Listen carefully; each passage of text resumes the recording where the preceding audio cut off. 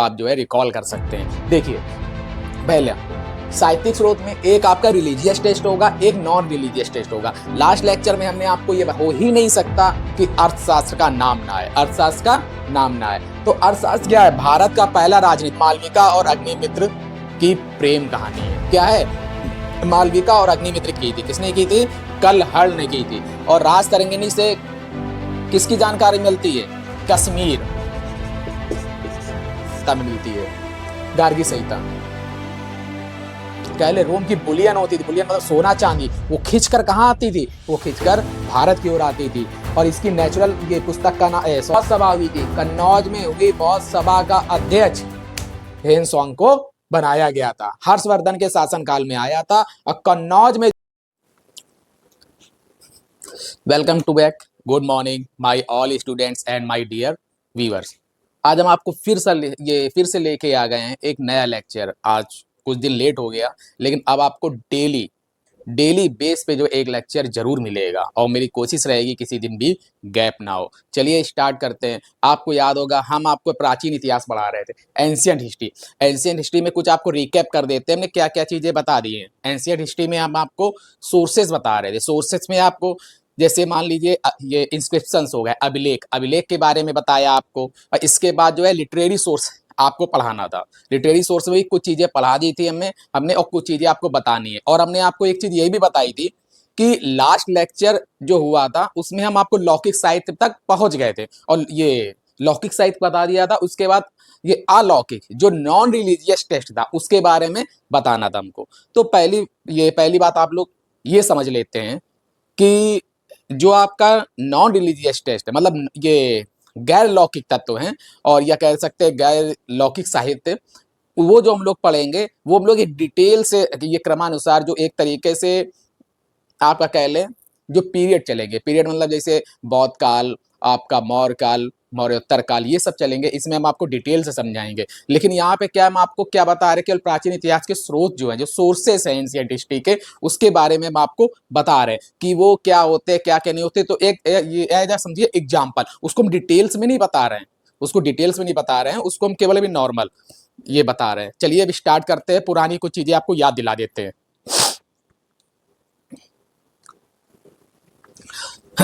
देखिए यहां तक हमने आपको बता दिया था। जैसे हम आपको पढ़ा रहे थे लिटरेरी सोर्स, हम आपको बता चुके हैं जो आपके इंस्क्रिप्शन जो अभिलेख वाले पुरातात्विक साक्ष्य में आपको ये चीजें हम बता चुके हैं, अभिलेख वगैरह। और 4 चीजें हमने आपको बताई थी, वो आप जो है ये लास्ट ये लेक्चर में जाके उसको आप जो है रिकॉल कर सकते हैं। देखिए पहले साहित्यिक स्रोत में एक आपका रिलीजियस टेस्ट होगा, एक नॉन रिलीजियस टेस्ट होगा। लास्ट लेक्चर में हमने आपको ये बता दिया है कि रिलीजियस टेस्ट क्या होता है। जो आपका जो है ये नॉन रिलीजियस है, गैर लौकिक लिख लीजिए। नॉन रिलीजियस में गैर लौकिक,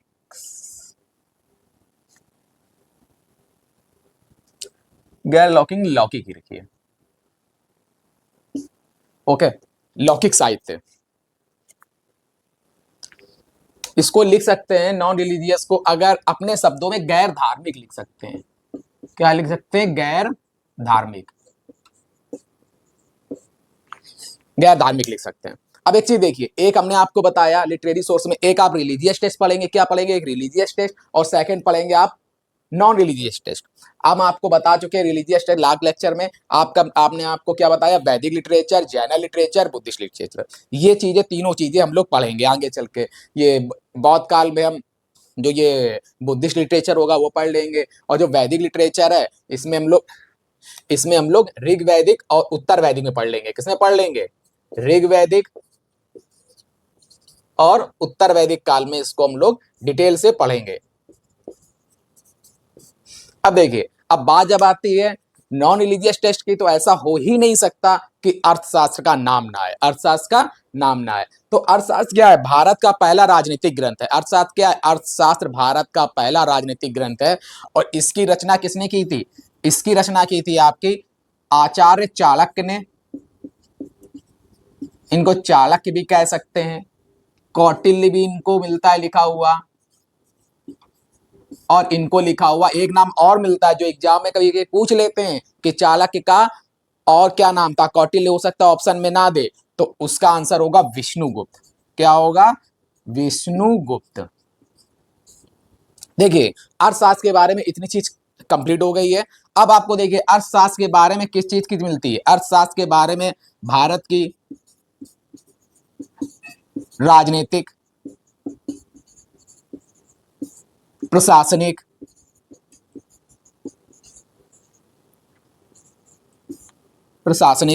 और आर्थिक आर्थिक जानकारी मिलती है मुझसे।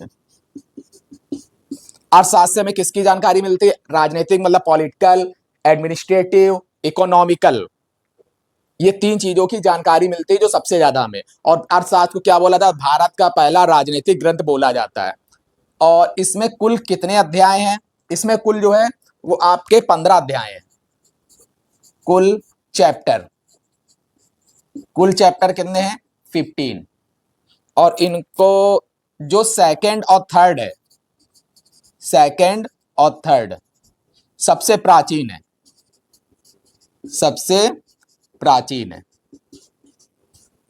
इसको एक बार फिर से देख लीजिए। अर्थशास्त्र की रचना किसने की थी? चाणक्य या कौटिल्य, विष्णुगुप्त, तीनों नाम एक ही व्यक्ति के हैं।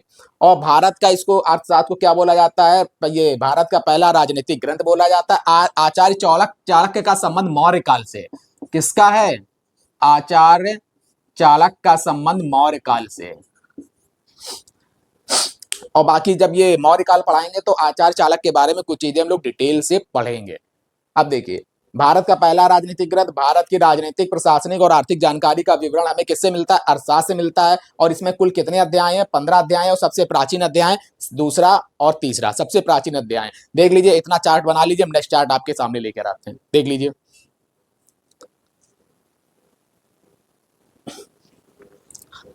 देखिए नेक्स्ट पार्ट आ चुका है, सम इंपॉर्टेंट फैक्ट गैर धार्मिक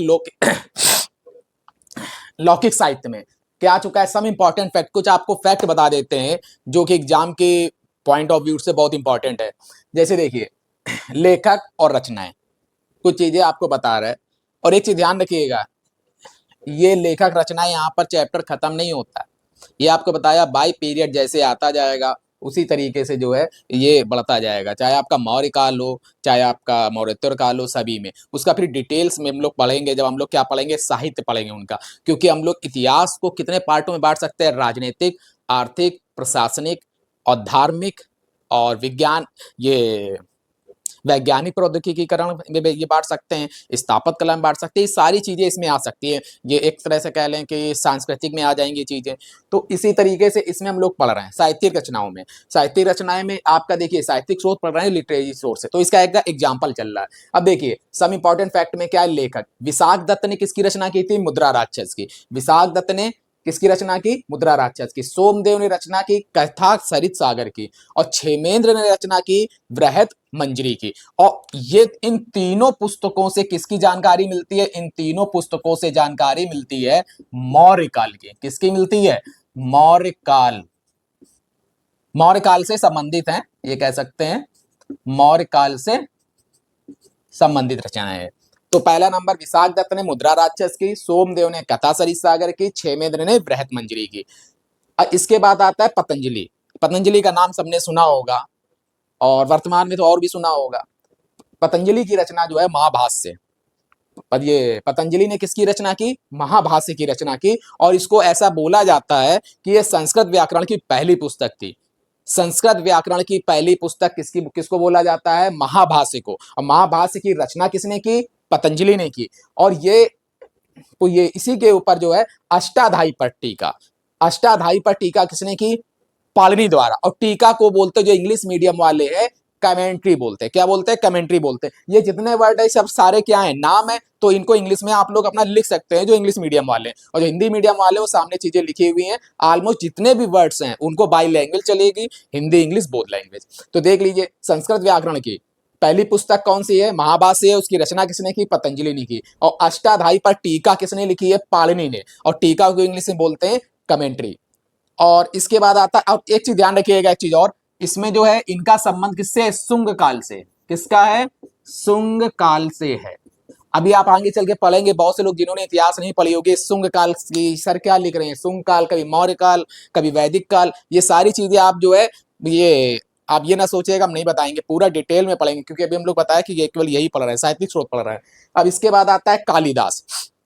कालिदास की बहुत सारी ये रचनाएं हैं, मेघदूतम है और आपकी मालविकाग्निमित्रम है, शकुंतलम वगैरह बहुत सारी रचनाएं हैं। तो लेकिन अभी हम लोग क्या कालिदास के बारे में नहीं पढ़ रहे। एक चीज हम लोग को पढ़ना है इसमें कि शुंग काल के समय एक रचना मालविकाग्निमित्रम नामक एक रचना की गई। कालिदास ने किसकी रचना की? मालविकाग्निमित्रम। मालविकाग्निमित्रम इस वजह से ज्यादा इंपॉर्टेंट है पॉइंट ऑफ व्यू से, क्योंकि सभी को मेघदूतम ये सब वगैरह ये ज्यादातर लोगों को पता है, लेकिन मालविकाग्निमित्रम में थोड़ा भूलते हैं कि मालविकाग्निमित्रम की रचना किसने की थी? कालिदास ने की थी। और मालविकाग्निमित्रम में मालविका और अग्निमित्र की प्रेम कहानी है। क्या है? मालविका और अग्निमित्र की इसमें प्रेम कहानी का वर्णन है। इसको नोट कर लीजिए। नेक्स्ट पार्ट बताते हैं।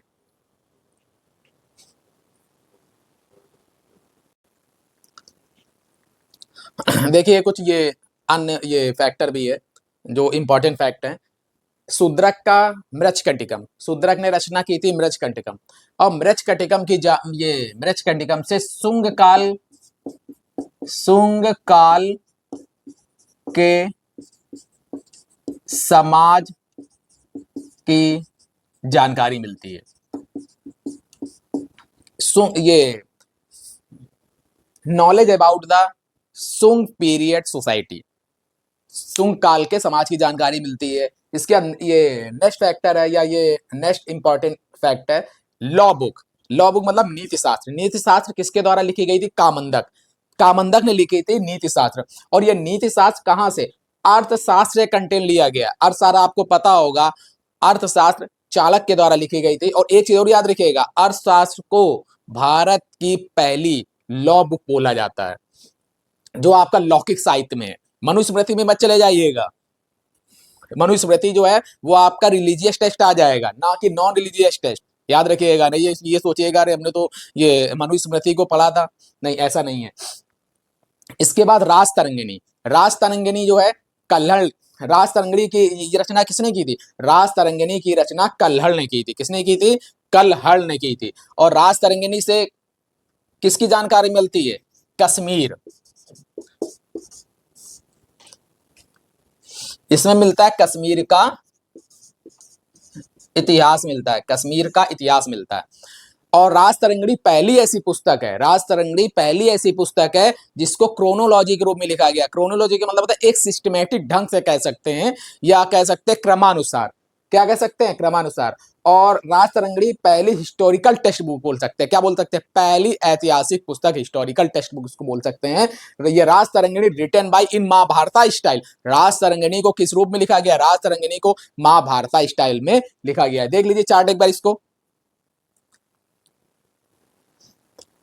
आई थिंक सभी ने नोट कर लिया होगा, जिन्होंने नोट नहीं किया होगा उन्होंने स्क्रीनशॉट ले लिया होगा, स्क्रीनशॉट। और एक चीज और याद रख, एक चीज पूछे आप लोगों से, जैसे राजतरंगिणी का जो इतिहास लिखा गया है, मतलब ये राजतरंगिणी पुस्तक लिखी गई है कल्हड़ के द्वारा, और कल्हड़ ने ये 1149 से 1140 के बीच में लिखी। और एडी का किसी को फुल फॉर्म पता है? अगर ना पता हो तो याद रखिएगा, बता देते हैं। एनो डोमिनी। एनो डोमिनी, इसको क्या बोलते हैं? एनो डोमिनी का birth of Jesus, Christ Jesus. ठीक है, इतना इतना जो है नोट कर लीजिए आप लोग।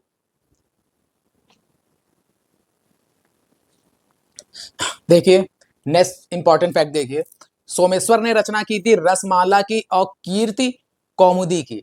सोमेश्वर ने किसकी रचना की थी? रसमाला की और कीर्ति कौमुदी की। मेरुतंग ने रचना की थी प्रबंध चिंतामणि की। मेरुतंग ने किसकी रचना की? प्रबंध चिंतामणि की। राजेश्वर ने किसकी रचना की? प्रबंध कोश की। और इन तीनों से हमें किसकी जानकारी मिलती है? इन तीनों से हमको जो है आपको गुजरात के चालुक्यों की, इन तीनों से आपको जानकारी मिलती है गुजरात के जो चालुक्य थे, गुजरात के चालुक्यों के इतिहास की जानकारी। गुजरात के चालुक्यों के इतिहास की जानकारी हमको मिलती है। किससे मिलती है? जो आपके सोमेश्वर की रसमाला है, कीर्ति कौमुदी है, मेरुतंग की ये प्रबंध चिंतामणि है, राजेश्वर की क्या है? प्रबंध कोश है। फिर इसके बाद आती है गार्गी संहिता। गार्गी संहिता का बहुत ये इंपॉर्टेंट रोल है।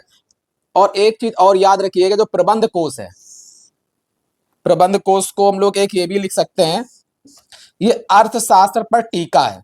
टीका आपको बता चुके हैं पहले भी, टीका को कमेंट्री बोलते हैं, अर्थशास्त्र पर टीका। और गार्गी संहिता, गार्गी संहिता की रचना जो है ऋषि गर्ग द्वारा की गई है, ऋषि गर्ग द्वारा। अब यहां पे ये हमने नोट में इस वजह से डाल दिया है क्योंकि इससे यवन आक्रमण की भी जानकारी मिलती है, और इसको हमें जो सबसे पहले एस्ट्रोलॉजी की जानकारी मिलती है वो हमें गार्गी संहिता से ही मिलती है। बुक ऑन एस्ट्रोलॉजी,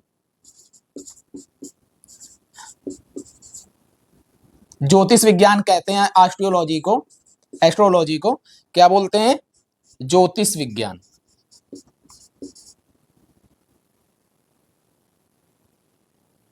जगह पता नहीं दिख रहा हूं, नहीं दिख रहा हूं, याद ये लिख लीजिएगा, एस्ट्रोलॉजी को क्या बोलते हैं? ये ज्योतिष विज्ञान बोलते हैं।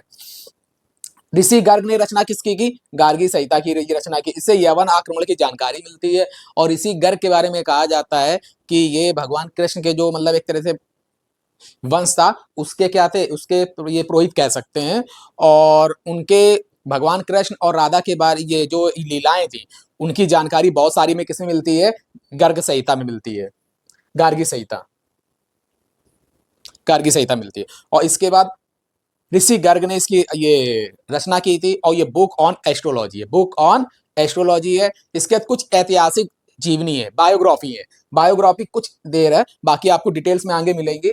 अश्वघोष, अश्वघोष ने किसकी रचना की? बुद्ध चरित की रचना की। अश्वघोष ने रचना किसकी की? बुद्ध चरित की रचना की। बाल भट्ट ने किसकी? हर्ष चरित की रचना की। और विल्हड़ ने विक्रमादेव चरित की रचना की, विक्रमांक देव। और हेमचंद्र ने किसकी रचना की? हेमचंद्र ने कुमार पाल चरित की। ये पॉइंट ऑफ एग्जाम, ये आपका बहुत इंपॉर्टेंट है। हेमचंद्र के किसकी रचना की? कुमार पाल चरित्र। क्योंकि बाल भट्ट, अश्वघोष सब जानते हैं कि अश्वघोष, ये अश्वघोष ने बुद्ध चरित्र की रचना की, बाल भट्ट ने हर्ष चरित्र की रचना की, ऑलमोस्ट लोग जानते हैं। लेकिन बहुत कम लोग जानते हैं कि विल्हड़ ने रचना विक्रमादित्य चरित्र की रचना की, हेमचंद्र ने रचना कुमार पाल चरित्र की और जयानक ने पृथ्वीराज विजय की। तो ये तो आपका बहुत इंपॉर्टेंट है, ये 4 और 5, इसको नोट कर लीजिए।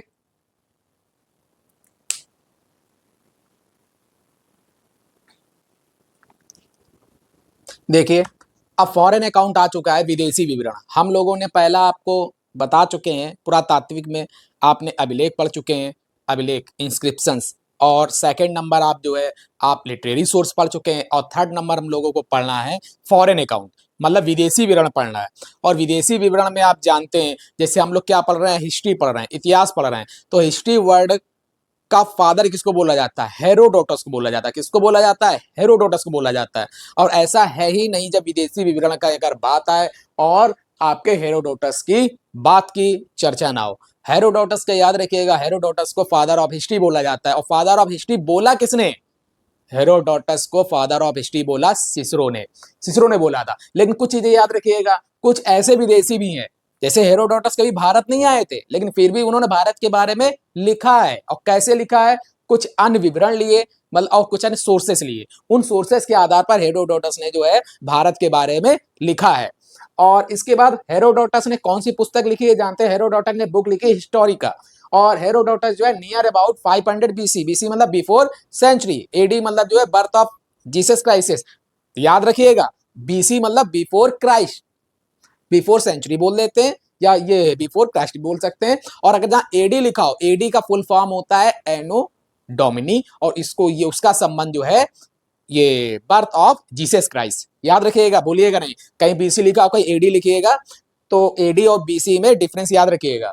अब देखिए, बुक का नाम आपको बता दिया है, हिस्टोरिका। हिस्टोरिका ये पुस्तक के बारे में क्या लिखा है बुक में? उसमें लिखा है he wrote about the relation between Bharat and Persia. उसमें भारत और पर्सिया के संबंध की जानकारी हमें किससे मिलती है? हेरोडोटस की पुस्तक जो है, जो हिस्टोरिका है, उस पुस्तक से हमें इसकी जानकारी मिलती है। ये केवल एक इंट्रोडक्शन है ये हेरोडोटस के बारे में। इसके बाद अन्य जो एक तरह से आपके ये फॉरेन ट्रैवलर हैं उनकी हमको ये जानकारी धीरे धीरे से, आपने सुना होगा मेगास्थनीज आए, पायान आए, चीनी यात्री काफी आए थे और उसके बाद भी आए हैं। चलिए उसके बारे में हम स्टार्ट करते हैं, पहले इसको नोट कर लीजिए।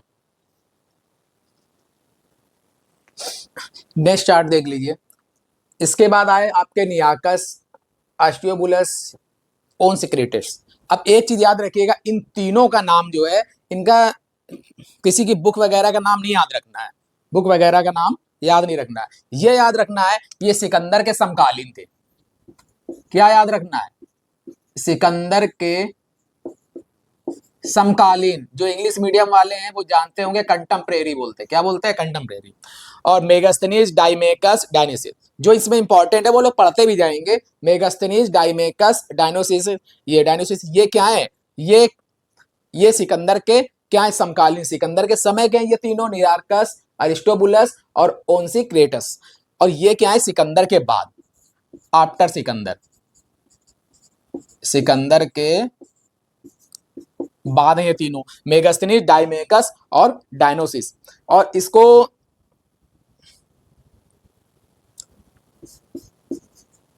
यूनानी शासकों ने इन्हें कहां भेजा? मौर्य दरबार में, इन the court of Mauryan, Maurya दरबार में भेजा। इतनी चीज समझ में आ गई होगी। ये तीनों क्या है? ये तीनों सिकंदर का समकालीन है। कौन तीनों? नियार्कस, अरिस्टोबुलस, ओनसिक्रेटस। इसके बाद सिकंदर के बाद कौन है? मेगास्थनीज, डाइमेकस, डायनोसिस। यूनानी शासकों ने मौर्य दरबार में भेजा था, यूनानी, इन द कोर्ट ऑफ मौर्यन। इसके बाद आता है सबसे इंपॉर्टेंट जो है मेगास्थनीज आता है। मेगास्थनीज आपका अम्बेसडर ऑफ सेल्यूकस निकेटर। कहीं निकेटर लिखा है, कहीं निकेटस लिखा हुआ है, तो उससे कंफ्यूज मत होइएगा। निकेटर निकेटर मींस बात एक ही है। मेगास्थनीज कौन था? सेल्यूकस निकेटर का राजदूत था। ये मौर्य दरबार में भेजा गया था। इसकी पुस्तक का नाम क्या है? इसकी पुस्तक का नाम है इंडिका। और इससे में मौर्य काल की संस्कृति और समाज के बारे में जानकारी मिलती है। और डिटेल में इसकी हमें इसमें सेना, समाज, समिति, नगर प्रशासन, इसकी जानकारी भी मिलती है। ये थोड़ा सा, क्योंकि इसमें क्या फैक्ट ज्यादा है, जैसे थोड़ा सा हो सकता है बोरिंग लग रहा हो, लेकिन जैसे ये आपका खत्म होगा विदेशी विवरण और अन्य चीजें, जैसे आपका जो है सिंधु इंडस वैली सिविलाइजेशन से स्टार्ट होगा, जैसे हम लोग ये वैदिक काल में चलेंगे, वैदिक पीरियड में चलेंगे, चैप्टर जो है बहुत ज्यादा इंटरेस्टिंग हो जाएगा। क्योंकि हम उससे में क्या, हमें अपने इतिहास के बारे में जानकारी मिलेगी और कहीं ना कहीं इतिहास के साथ साथ हम लोग ज्योग्राफी भी समझेंगे उसमें। अब देखिए इसको नोट कर लीजिए।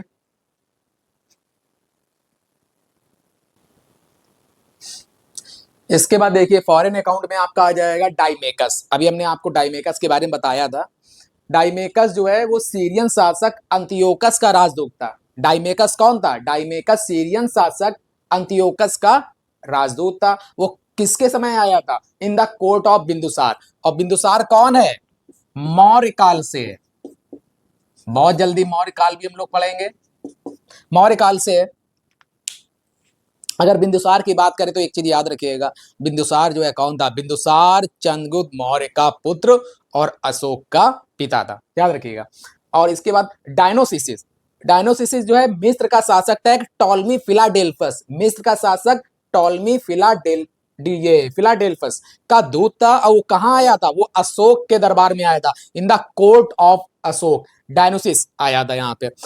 इतनी चीज आई थिंक जो है वो सबको क्लियर होगी। और इसके एक चीज और याद रखिएगा, जो टॉलमी है, टॉलमी स्पेलिंग जो है पी से स्टार्ट होती है, पी साइलेंट रहता है, तो ये याद रखिएगा।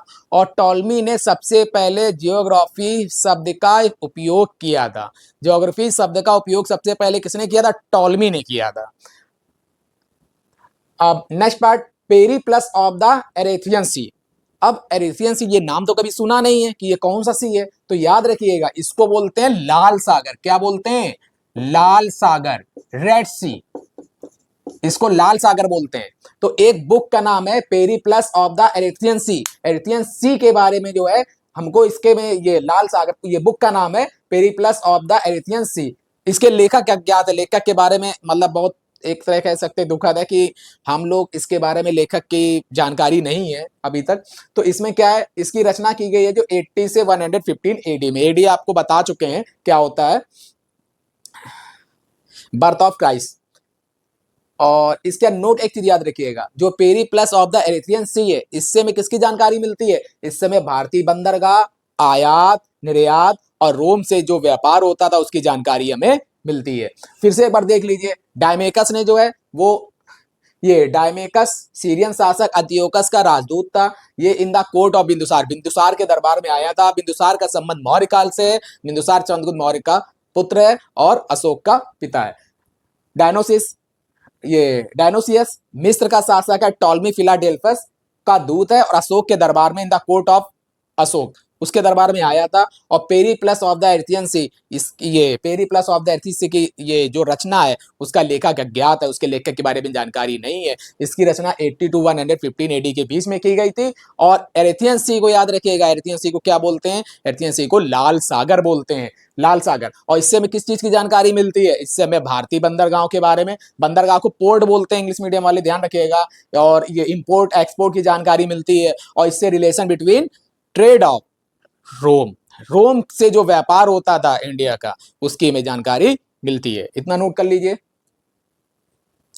और ये ध्यान रखिएगा, in the point of exam बहुत इंपॉर्टेंट ये फैक्ट हैं, बहुत ज्यादा इंपॉर्टेंट है ये हर एग्जाम में, चाहे आपका कह सकते हैं कि एसएससी, आपका यूजीसी, सबसे ज्यादा यूजीसी बहुत ज्यादा इंपॉर्टेंट है। यूपीएससी का जो ये प्रीलिम्स वगैरह होगा, और यूपी पीएसएस वगैरह का, और अदर स्टेट सर्विसेज जितनी है, और जितने भी मतलब एक तरीके से जीएस वगैरह में हिस्ट्री क्वेश्चन आएंगे, वो बहुत ज़्यादा इंपॉर्टेंट है। और आप देख लीजिएगा जितने भी लेक्चर होंगे उसमें जो है लगभग कह सकते हैं हिस्ट्री के 90% क्वेश्चन हमारे लेक्चर से ही होंगे। देख लीजिए इसको। देखिए फॉरेन अकाउंट में जो प्लीनी आ गए, कौन आ गया? प्लीनी। और प्लीनी का तो एक तरह से कहें भारत के आर्थिक रोल में बहुत ज्यादा इंपॉर्टेंस है, क्योंकि भारत, प्लीनी जो है वो रोम का, प्लीनी कहाँ का? रोम का। रोम और भारत के बीच व्यापार के संबंध की हमको ये विवरण मिलता है। विवरण किसमें मिलता है? विवरण मिलता है हमें ये नेचुरल हिस्टोरिका नामक बुक है, नेचुरल हिस्टोरिका। अब इसको हिंदी में ये नहीं लिख लीजिएगा प्राकृतिक इतिहास, नहीं, हिंदी में लिखना, इसका नाम ही है नेचुरल हिस्टोरिका। इससे हमें किसकी जानकारी मिलती है? इससे हमें जो है ये वनस्पति और खनिज के, मतलब एक तरह ये वनस्पति मतलब वेजिटेशन, और खनिज मतलब मिनरल्स की जानकारी मिलती है। और आर्थिक, इससे हमें, इससे भारत की जो आर्थिक संपन्नता है, इससे हमें किससे मिलती है? भारत की आर्थिक संपन्नता की जानकारी मिलती है, जो प्लिनी की बुक है नेचुरल हिस्टोरिका से। और ओरिजिनल बुक का नाम जो है, ओरिजिनल बुक का नाम याद रखिएगा, ओरिजिनल बुक जो है नेचुरलाइज हिस्टोरिया नामक बुक है, ओरिजिनल। और इस बुक में कितने चैप्टर हैं? इस बुक में 37 चैप्टर हैं। इस बुक में कितने चैप्टर है? 37 चैप्टर हैं। और इसमें हम लोगों को क्या मिलता है? पोर्ट की जानकारी मिलती है, कई चीजों की जानकारी मिलती है, बस पोर्ट का याद रखिएगा। पोर्ट भी बहुत सारे हैं, लेकिन दो इंपॉर्टेंट पोर्ट बता दे रहे हैं। मुजरिस, मुजरिस जो है वो केरल में पोर्ट है, पोर्ट मतलब बंदरगाह, पोर्ट मतलब बंदरगाह। मुजरिस, मुजरिस कहां पर है? केरल में है। और अरिकामेडु, अरिकामेडु कहां पर है? पुदुचेरी में। बाकी ताम्रलिप्ति भी है, ताम्रलिप्ति आप जानते हैं कहां पर है? ताम्रलिप्ति आपका जो है पश्चिम बंगाल में है ये पोर्ट। और एक सबसे इंपॉर्टेंट फैक्ट याद रखिएगा, जो प्लिनी की ये बुक है नेचुरलिज हिस्टोरिया या नेचुरल हिस्टोरिका, ये पुस्तक आज भी रोमन साम्राज्य से लेकर मूल रूप में सुरक्षित है। हम लोग इसको क्या लिख सकते हैं? ये पुस्तक जो है मूल रूप से सुरक्षित है, रोमन साम्राज्य से लेकर, रोमन साम्राज्य से लेकर आज तक ये सुरक्षित है। रोमन साम्राज्य, होली एम्पायर ऑफ ये रोम, ये पढ़ा होगा कुस्तुनतुनिया वगैरह, जिसने नहीं पढ़ा होगा, ये वर्ल्ड हिस्ट्री वगैरह का चैप्टर है। जब वर्ल्ड हिस्ट्री पढ़ाएंगे तब आपको ये डिटेल से बताएंगे। देखिए इतनी चीजें आपने ये देख ली है प्लिनी के बारे में। प्लिनी कौन है? रोम का है, और इसे नेचुरल हिस्टोरिका नामक इसने बुक लिखी है। इससे में वेजिटेशन और मिनरल्स की जानकारी मिलती है। और भारत के आर्थिक, जो आर्थिक संपन्नता है भारत की, इंडिया की, वो उसकी जानकारी मिलती है, क्योंकि कहीं ना कहीं प्राचीन समय में जो व्यापार ट्रेड होता था वो भारत के हमेशा पक्ष में रहा है। और जो रोम की, कह ले रोम की बुलियन होती थी, बुलियन मतलब सोना चांदी, वो खींचकर कहाँ आती थी, वो खींचकर भारत की ओर आती थी। और इसकी नेचुरल, ये पुस्तक का नाम, सॉरी, ओरिजिनल पुस्तक का नाम है ये नेचुरलाइज हिस्टोरिया। और इस बुक में कितने चैप्टर हैं? इस बुक में 37 चैप्टर हैं। और इसमें कुछ इंपॉर्टेंट पोर्ट हैं। इंपॉर्टेंट पोर्ट क्या है? आपके मुजरिस हैं। मुजरिस कहाँ पर है? केरल में है, केरल में है। और आपका अरिकामेडु है, अरिकामेडु कहाँ है?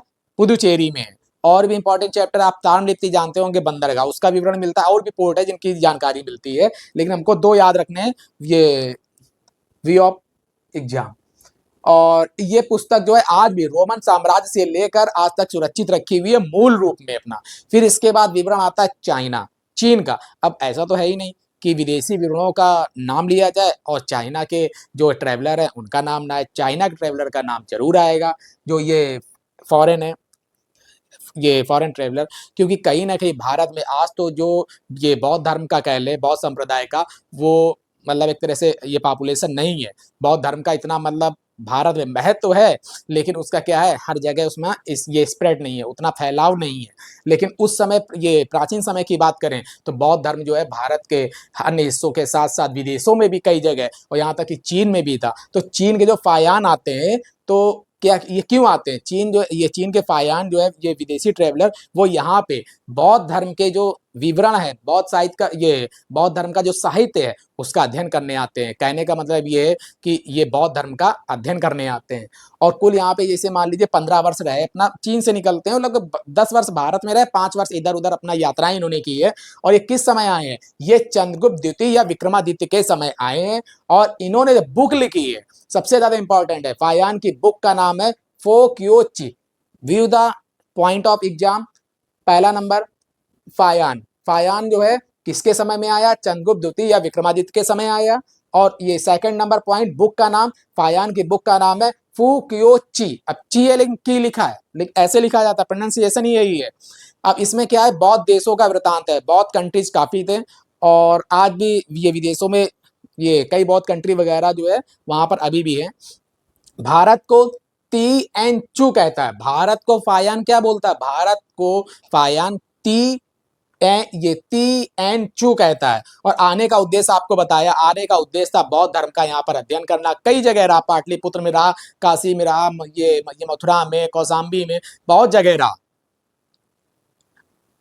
और एक चीज याद रखनी है, ये भी इंपॉर्टेंट है, बांस, अनार और गन्ना को देखा। अब देखने का मतलब ये नहीं है कि उसने अन्य जो ये फसल थी उनको नहीं देखा, लेकिन जो मोस्ट इंपॉर्टेंट है, बांस है, अनार है, गन्ना, इनको देखा। इतना नोट कर लीजिए।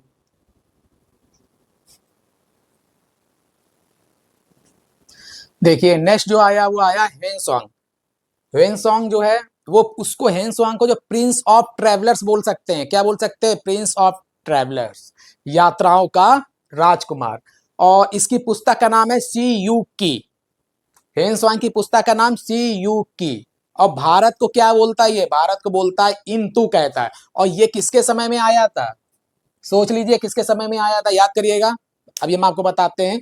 बौद्ध धर्म के जो ये पुस्तक लिखता है सी यू की, इससे में क्या मिलता है? बौद्ध धर्म के जो 18 संप्रदाय हैं उनकी जानकारी मिलती है। और संप्रदाय को इंग्लिश में बोलते हैं कल्ट बोलते हैं। और उस समय में ये भी जानकारी मिलती है कि महायान क्या था? लोकप्रिय था। बौद्ध धर्म का महायान क्या था? लोकप्रिय था। और बौद्ध धर्म के 18 संप्रदाय की जानकारी मिलती है। भारत को इन तू कहते हैं, और बुक सी यू की। और याद रखिएगा ये आया था हर्षवर्धन के शासनकाल में। कब आया था? हर्षवर्धन के शासनकाल में आया था। और एक चीज और याद रखिएगा, नोट कर लीजिए आप लोग, हेनसोंग को जो है कन्नौज में जो बौद्ध सभा हुई थी, कन्नौज में हुई बौद्ध सभा का अध्यक्ष हेनसोंग को बनाया गया था। हर्षवर्धन के शासनकाल में आया था। और कन्नौज में जो बौद्ध सभा होती है उसका अध्यक्ष किसको बनाया गया? हेनसोंग को बताया गया, जिनको यात्राओं का राजकुमार, प्रिंस ऑफ ट्रेवलर्स बोलते हैं। और इनको, इनकी पुस्तक का नाम है सी यू की। और भारत को इंतु कहते हैं। भारत को क्या बोलते हैं? ये भारत को इंतु कहता है। और बौद्ध धर्म के हमें इससे 18 संप्रदाय की जानकारी मिलती है। और इसको जो है महायान संप्रदाय, हमें इससे पता चलता है जो महायान संप्रदाय जो था, महायान कल्ट, वो ज्यादा लोकप्रिय था, फेमस था।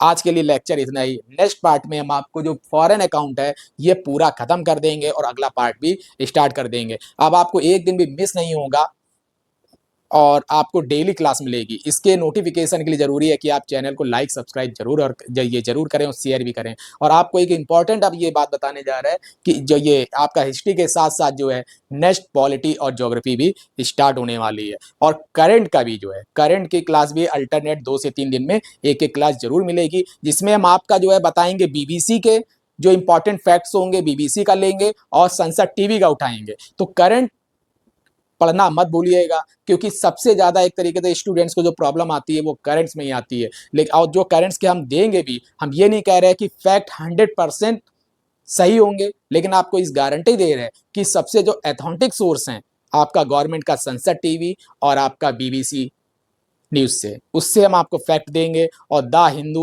और इंडियन एक्सप्रेस से आपके फैक्ट उठाएंगे, वहाँ से फैक्ट उठा के आपको देंगे। और इसी तरीके से पहले इसका क्या किया करेंगे, चार्ट उसका लिख दिया करेंगे और उसका ये प्रोवाइड आपको जो है पीपीटी और पीडीएफ में मिलेगा, जिसका आप स्क्रीनशॉट भी ले सकते हैं और पीडीएफ फाइल डाउनलोड कर सकते हैं। पीपीटी में तो आपको जरूर मिलेगा। चलिए, धन्यवाद, थैंक यू। चैनल को सब्सक्राइब जरूर करें। Thank you.